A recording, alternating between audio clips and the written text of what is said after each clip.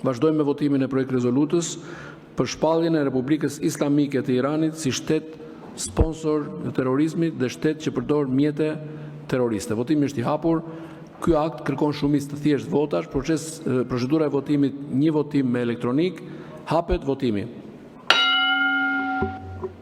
Mbyllet votimi. 79 vota pro, 1 abstenim, 0 kundër. Projekt rezoluta miratohet.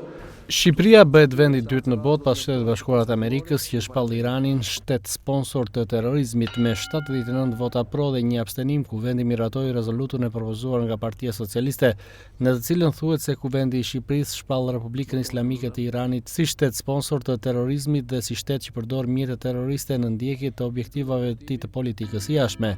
Përmes kësaj rezolute, kuvendi kërkon qeverisë të shpallë organizatë terroriste Hezbollahun dhe Gardën Revolucionare të Iranit, dy prej organizatave më famkeqe të regjimit iranian.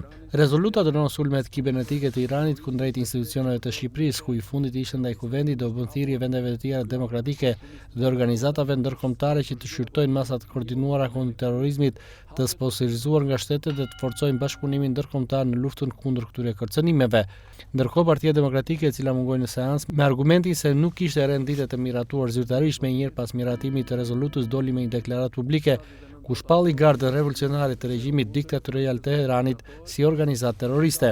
Vjeshtën e vitit 2022, Shqipëria vendosi të ndërpresë marrëdhënie diplomatike me Iranin dhe të dëbojë diplomatët iranian në Tiranë, pasi vërtetoi se regjimi i Teheranit fshihej pas sulmit kibernetik ndaj shërbimeve dhe sistemeve shtetërore shqiptare.